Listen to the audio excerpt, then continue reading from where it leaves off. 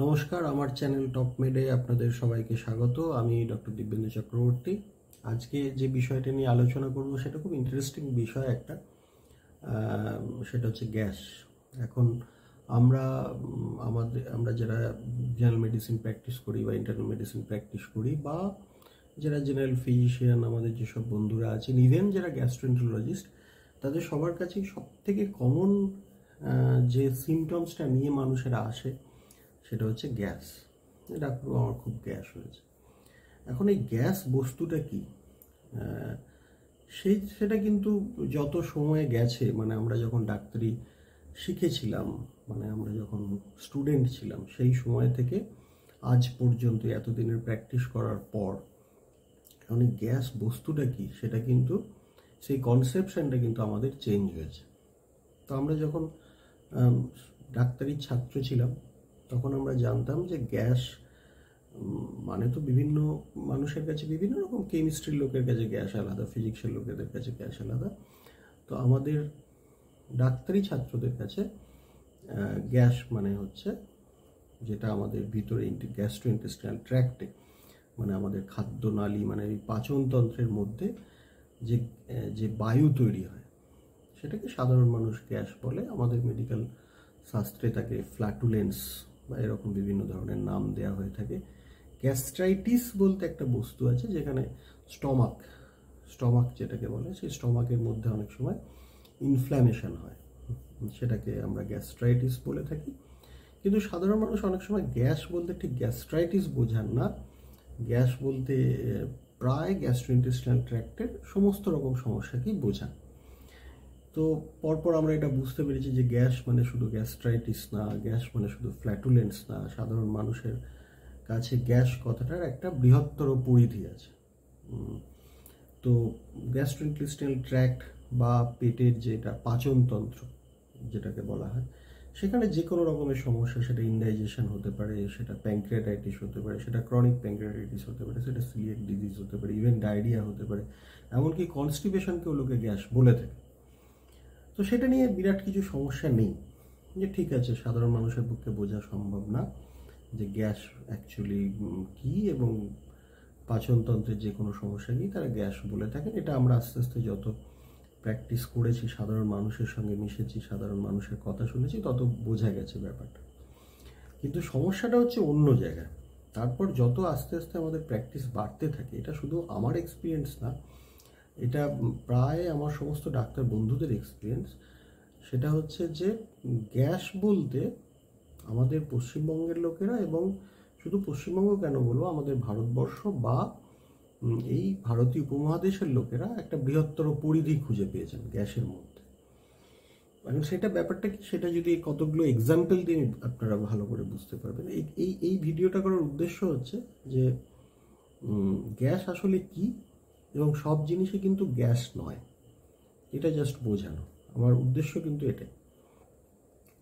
আমি দু একটা এক্সাম্পল দিচ্ছি। যেমন প্রথম পেশেন্ট এসেছে আমার কাছে, যে ডাক্তারবাবু আমার খুব গ্যাস হয়েছে। আচ্ছা ঠিক আছে, গ্যাস হয়েছে তো কি সমস্যাটা কি হয়েছে?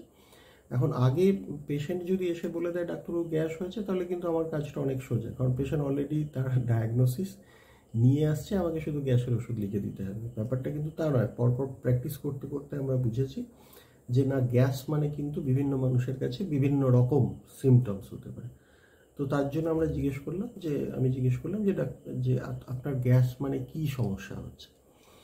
তো আমার বুকে খুব ব্যথা হচ্ছে। বুকের কোথায় ব্যথা? ঠিক মাঝখানটাতে ব্যথা। কীরকম ব্যথা? না, হাঁটা চলা করলে ব্যথাটা বাড়ছে, এবং একটু রেস্ট নিলে কমে যাচ্ছে। যখন ব্যথা বাড়ছে তার সঙ্গে সঙ্গে আমার শ্বাসকষ্ট হচ্ছে, বুকটাও ধড়ফড় করছে, একটু ঘামটাও দিচ্ছে বেশি, মাঝে মাঝে একটু চোখটা অন্ধকার হয়ে যাচ্ছে, তার প্রেশারও বেশি আছে দেখলাম, এবং সুগারও আছে।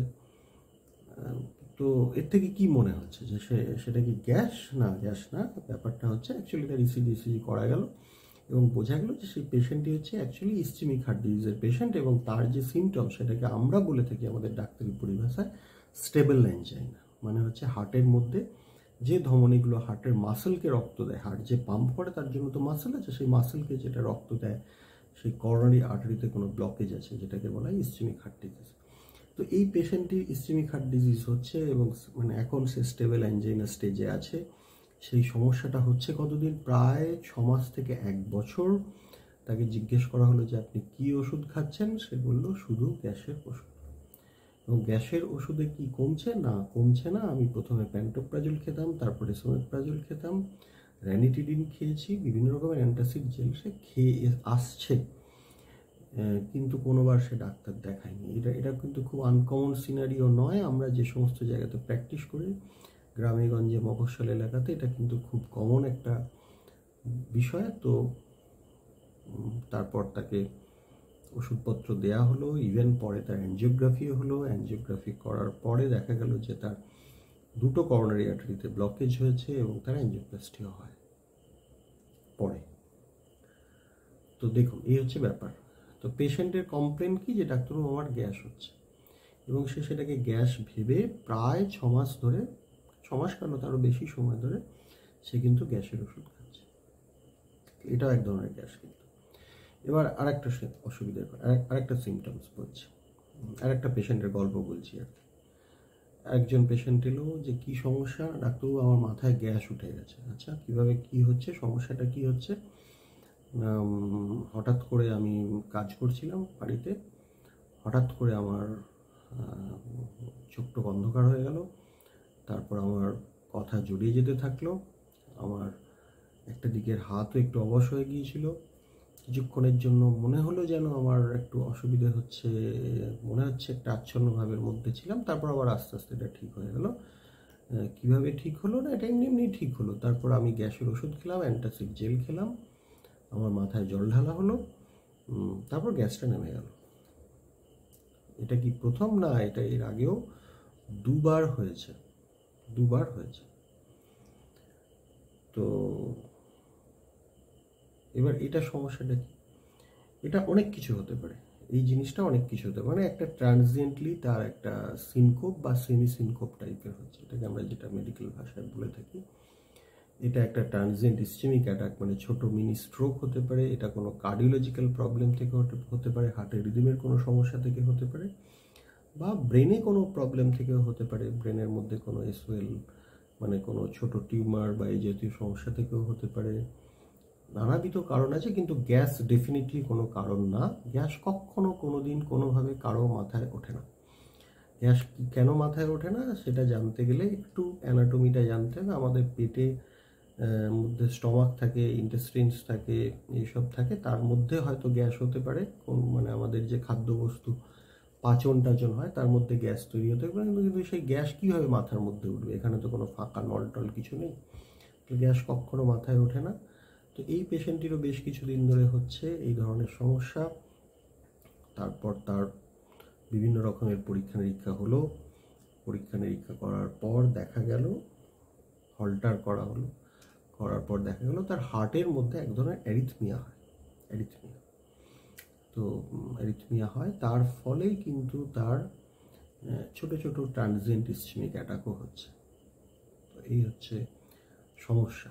তাহলে ভাবুন, এই পেশেন্টের সমস্যাও কিন্তু প্রায় বছর খানেক ধরে চলছে, এবং সেটাকে সে গ্যাস ভাবছে এবং সে গ্যাসের ওষুধই খায়। এটার জন্য এটাকে বিরাট কিছু গুরুত্ব দেয়নি। শেষবার হয়তো তার মনে হয়েছে কোনো কারণে যে একবার ডাক্তারবাবুকে দেখানো উচিত, গ্যাসের ওষুধটা হয়তো চেঞ্জ করতে হতে পারে। তো তার জন্য তিনি এসেছিলেন, এবং পরে দেখা গেল যে তার সমস্যাটা আলাদা। তো এটা একটা এক্সাম্পল। আর একটা এক্সাম্পল দিচ্ছি, সেটা হচ্ছে যে একজন পেশেন্ট যে আমার কাছে এলো, এসে বললেন ডাক্তারবাবু আমার মাথায় গ্যাস উঠে যাচ্ছে। সেটাও মাথায় গ্যাস উঠে যাওয়ারই সমস্যা। মাথায় মাঝে মাঝে গ্যাস উঠে যায়, বীভৎস যন্ত্রণায় গ্যাস উঠে গেলে, এবং অত্যন্ত বমি হয়। তখন আমি চোখেও একটু ঝাপসা টাপসা দেখি। এটা আমার অনেক দিন ধরে, 10-15 বছর ধরে চলছে। আমার তো গ্যাসের প্রচণ্ড ধাত। তো এই হচ্ছে ব্যাপার। তো এখন আপনি তাহলে ডাক্তার দেখাতে এলেন কেন? না, এখন এই জিনিসটা খুব বেশি হচ্ছে। আগে তো মাসে 2 মাসে একবার কি 3 মাসে একবার হতো, এখন এটা প্রায় সপ্তাহে 3-4 বার করে হচ্ছে। Female patient. তো গ্যাস মাথায় উঠে যাচ্ছে, এর এটা সেম একটা ব্যাপার, গ্যাস মাথায় উঠে যাচ্ছে। তো এটা হিস্ট্রি থেকে বোঝা গেল, যারা ডাক্তাররা আছে যারা যারা ডাক্তার আমরা তারা জানি যে এই ধরনের সিমটম সাধারণত মাইগ্রেন থেকে হয়। এটা এক ধরনের মাথার মধ্যে যে ব্লাড ভেসেলস আছে সেখানকার কিছু প্রবলেম, এক্স্যাক্ট কী প্রবলেম সেটা কেউই জানে না, কিন্তু সেই প্রবলেম থেকে এক ধরনের মাথার যন্ত্রণা হয় যেটাকে মাইগ্রেন বলে থাকি আমরা। তো এটা কোনোভাবেই গ্যাস নয়, এর ওষুধও আছে, কমপ্লিট কিউরেবল না, কিন্তু ওষুধ খেলে পেশেন্ট অনেকটা রিলিফ পায়। তো এটাও হচ্ছে ওই গ্যাসেরই সমস্যা সাধারণ মানুষের কাছে আর কি। তো তার মানে ব্যাপারটা কি? ব্যাপার হচ্ছে যে এখন আমরা যে এলাকাতে প্র্যাকটিস করি, বা শুধু আমাদের এলাকা কেন, এই এই সমস্যাটা প্রায় সারা পশ্চিমবঙ্গ কেন সারা ভারতবর্ষে, যে গ্যাস এই কথাটা মানুষের মধ্যে একটা অদ্ভুত একটা মিসকনসেপশনের জায়গায় পৌঁছে গেছে। তো তার মানে ব্যাপারটা দাঁড়াচ্ছে যে এখন পেশেন্টদের কাছে, শুধু আমি এই কতগুলো এক্সাম্পল জাস্ট কতগুলো দিলাম, কিন্তু এটা এই এই লিস্টের কিন্তু কোনো শেষ নেই। এরকম অনেক অনেক সিমটমস আছে। এমনকি পেশেন্টরা লো ব্যাক পেন, কোমরের যন্ত্রণা, মাথার যন্ত্রণা, ঘাড়ের যন্ত্রণা, যে কোনো রকমের সমস্যাকে তারা গ্যাস বলছে। গ্যাস বলছে, শুধু গ্যাস বলছে তা না, তারা সেটাকে দৃঢ়ভাবে বিশ্বাস করছে এবং তার জন্য অযথা গ্যাসের ওষুধ খাচ্ছে, অযথা গ্যাসের ওষুধ খাচ্ছে। এবং কিছু কিছু মানুষকেও আমি দেখেছি যারা প্রায় 3 বছর, 4 বছর, 5 বছর ধরে এক টানা এরকম বিভিন্ন সমস্যা, যেটা আদৌ কোনোভাবে গ্যাসের সঙ্গে সম্পর্কিত নয়, কোনোভাবে গ্যাস্ট্রাইটিস নয়, ইভেন গ্যাস্ট্রোইন্টেস্টাইনাল ট্র্যাক্টেরও কোনো প্রবলেম না, অথচ দীর্ঘদিন ধরে তারা গ্যাসের ওষুধ খাচ্ছে। এখন গ্যাসের ওষুধের কিন্তু প্রচুর প্রচুর সাইড এফেক্ট আছে যদি আমি এটা অযথা খেয়ে থাকি। যে কোনো ওষুধই যদি আমি সঠিক কারণ ছাড়া খাই, সেক্ষেত্রে তো ডেফিনেটলি তার রিস্ক অনেক বেশি তার লাভের থেকে, গেনের থেকে। মানে risk is two gain ratio যদি আমি করি, সেক্ষেত্রে রিস্ক অনেক বেশি। তো তার ফলে যেটা হচ্ছে, সেই গ্যাসের ওষুধ খাওয়ার জন্য তাদের প্রথমে হজমের সমস্যা হচ্ছে, তাদের কনস্টিপেশন হচ্ছে কারো কারো ক্ষেত্রে, কারো কারো ক্ষেত্রে ডায়রিয়া হচ্ছে, কারো কারো ক্ষেত্রে শরীরে বিভিন্ন রকম মাইক্রোনিউট্রিয়েন্টস সেগুলো কমে যাচ্ছে, যেমন ধরুন ক্যালসিয়াম, ভিটামিন ডি, ম্যাগনেসিয়াম, এগুলো ডেফিসিয়েন্সি হচ্ছে। তার ফলে মারাত্মক বড় বড় রোগ তৈরি হচ্ছে কিন্তু। তো তো এরকম অজস্র এক্সাম্পল আছে, অজস্র এক্সাম্পল, যেগুলো পেশেন্টরা এসে বলছে ডাক্তারবাবু আমার গ্যাস হচ্ছে। সব থেকে প্রবলেম হচ্ছে অন্য জায়গায়। প্রবলেম হচ্ছে যখন আমরা ডাক্তাররা তাদের বোঝানোর চেষ্টা করছি যে না, এটা গ্যাস থেকে না, আপনার সমস্যা এই এই ধরনের সমস্যা হতে পারে। হয়তো আপনার ইসমিক হার্ট ডিজিজ হতে পারে, আপনার মাইগ্রেন হতে পারে, আপনার হার্টের কোনো প্রবলেম হতে পারে, আপনার ব্রেনের কোনো সমস্যা হতে পারে, আপনার কোমরের যে হাড় আছে সেই হাড়ের কোনো সমস্যা হতে পারে। কিন্তু পেশেন্টদিকে বোঝানো খুব দুষ্কর হয়ে উঠছে এক্ষেত্রে যে সমস্যাটা গ্যাস থেকে হচ্ছে না। অনেক সময় তারা আমাদের কথা বিশ্বাসও করছেন না, অনেক সময় আবার ডাক্তারবাবু চেঞ্জ করে নিচ্ছেন, চেঞ্জ করে অন্য ডাক্তার পেয়ে যাচ্ছেন না। কিন্তু যেটা ব্যাপার সেটা হচ্ছে, যারা সঠিক চিকিৎসা করেন ডাক্তাররা, ডেফিনেটলি তারা হয়তো তাকে ভালো পরামর্শই দিচ্ছেন। এখন আরেকটা জিনিস আছে, সেটা হচ্ছে জেনারেলাইজড অ্যাংজাইটি ডিসঅর্ডার বা সোমাটাইজেশন সিনড্রোম, যেক্ষেত্রে পেশেন্টের বিভিন্ন রকমের সমস্যা আছে। তার মাথা বনবন করে ঘুরছে মাঝে মাঝে, তার বুক মাঝে মাঝে ধড়ফড় করছে, পেটের সমস্যা হচ্ছে, মাঝে মাঝে হাত পা চিনচিন করছে, তার মাঝে মাঝে হঠাৎ হঠাৎ করে প্রচণ্ড শ্বাসকষ্ট হচ্ছে, সেই নিয়ে 2-3 বার সে হাসপাতালে ভর্তিও হচ্ছে। প্রায় সব ইনভেস্টিগেশন হয়ে গেছে, ইনভেস্টিগেশন করার পরে রিপোর্ট প্রায় নর্মাল। হয়তো কোনো ডাক্তারবাবু তাকে বলেওছেন, বোঝানোর চেষ্টাও করেছেন যে দেখুন সমস্যাগুলো কোনো শারীরিক সমস্যা না, কিন্তু ডেফিনেটলি সমস্যা, কিন্তু এটাকে আমরা বলি সোমাটাইজেশন ডিসঅর্ডার। হয়তো কোনো খুব বেশি মানসিক অ্যাংজাইটি, স্ট্রেস, এইগুলো থেকে অনেক সময় এই ধরনের সিমটমস হয়, কিন্তু পেশেন্টকে বোঝানো অত্যন্ত রকমের দুষ্কর হয়ে যায়। পেশেন্ট চায় যে তাকে কোনো একজন ডাক্তারবাবু বলুক যে না, তার একটা সিরিয়াস ডিজিজ হয়েছে, তাতে সে যথেষ্ট আনন্দ পায়। তো এই ধরনের সমস্যাও পেশেন্ট পাওয়া যাচ্ছে, যেগুলো অ্যাকচুয়ালি সোমাটাইজেশন ডিসঅর্ডার, যেগুলোর আলাদা চিকিৎসা আছে, কিন্তু পেশেন্ট কোনো কথা না শুনে দীর্ঘদিন ধরে গ্যাসের ওষুধ খাচ্ছে। তো এই ধরনের সমস্যা কিন্তু আমাদের প্র্যাকটিসে কিন্তু খুব খুব কমন। এক্ষেত্রে আমার যেটা মনে হয়েছে সেটা হচ্ছে শুধু পেশেন্টকে ওষুধ লিখে দেওয়া বা ইনভেস্টিগেশন লিখে দেওয়াটা ট্রিটমেন্ট না। পেশেন্টের মধ্যে সাধারণ একটু সচেতনতা তৈরি করাও একজন ডাক্তার হিসেবে দরকার। আমি দেখেছি, আমি জানি না যারা বড় বড় শহরে প্র্যাকটিস করেন তাদের অভিজ্ঞতা কীরকম, কিন্তু আমাদের মফস্বল এলাকাতে গ্রামে গঞ্জে অনেক পেশেন্টই জানেন না যে তারা দীর্ঘদিন ধরে যে ডিজিজের ওষুধ খাচ্ছে, বিভিন্ন রকম রোগের জন্য ওষুধ খাচ্ছেন, তার অ্যাকচুয়ালি সমস্যাটা কী, তার ডিজিজটা কী, সেটাই তারা অনেকে কিন্তু ভালো করে জানেন না। তার ফলে যেটা হয় তাদের মধ্যে একটা মিসকনসেপশন তৈরি হয়, মানে যদি আমি ডিজিজটাই না জানি তাহলে ডেফিনেটলি সেখানে মিসকনসেপশন হওয়া বাধ্য। হয়তো এমন একটা ডিজিজ যেটা কিউরেবলই না, কখনোই কিওর করা যায় না, যেটাকে আমরা জাস্ট কন্ট্রোল করি, যেমন ধরুন ব্রঙ্কিয়াল অ্যাসমা বা সিওপিডি, যেটা কখনোই কন্ট্রোল মানে কিওর করা যায় না, সেটাকে কন্ট্রোল করতে হয়, তার ওষুধ খেতে হয় রেগুলার। কিন্তু পেশেন্টের মনে, পেশেন্ট সেটা জানে না যে পেশেন্টের ডিজিজটা কী।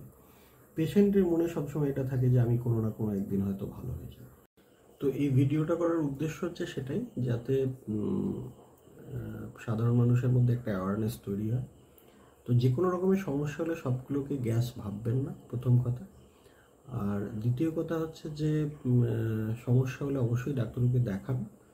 পৃথিবীতে সব কিছু গ্যাস থেকে হয় না, আর গ্যাস কিন্তু কখনো মাথায় ওঠে না।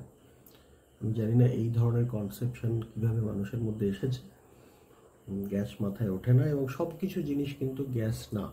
যদি সেটা হতো তাহলে সব থেকে সুবিধা আমাদেরই হতো, আমাদের ডাক্তারদের হতো, যে মাথার যন্ত্রণা, বুকের যন্ত্রণা, বুক ধরপড় করা, কোমরের যন্ত্রণা, যা কিছু সমস্যা সব গ্যাস থেকে হচ্ছে, এবং একটা গ্যাসের ওষুধ লিখে দিলে ঝামেলা মিটে যেত। তো ব্যাপারটা সেরকম না, এবং দীর্ঘদিন ধরে অযথা অকারণ গ্যাসের ওষুধ খাবেন না, তাতেও প্রচুর সাইড এফেক্ট হয়। তো এবং একটু নিজের রোগ সম্পর্কে জানুন, একটু হয় ডাক্তারকে জিজ্ঞেস করুন, নিজে একটু পড়ুন।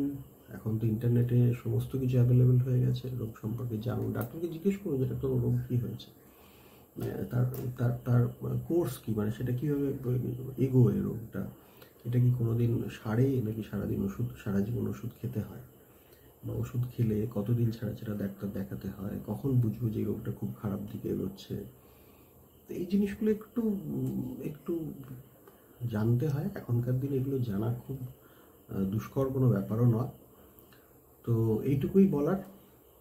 তো যদি আপনাদের মনে হয় যে এই ভিডিওটা সত্যি উপকারী, বা সচেতনতা সাধারণ মানুষের মধ্যে দরকার, সচেতনতা এই বিষয়ে, তো আপনারা শেয়ার করবেন, আমার চ্যানেলটাকে সাবস্ক্রাইব করে রাখবেন। এই চ্যানেলে আমি এই ধরনের কিছু ছোটো ছোটো হেলথ টিপস বলে থাকি। তো আজকের জন্য এইটুকুই, নমস্কার।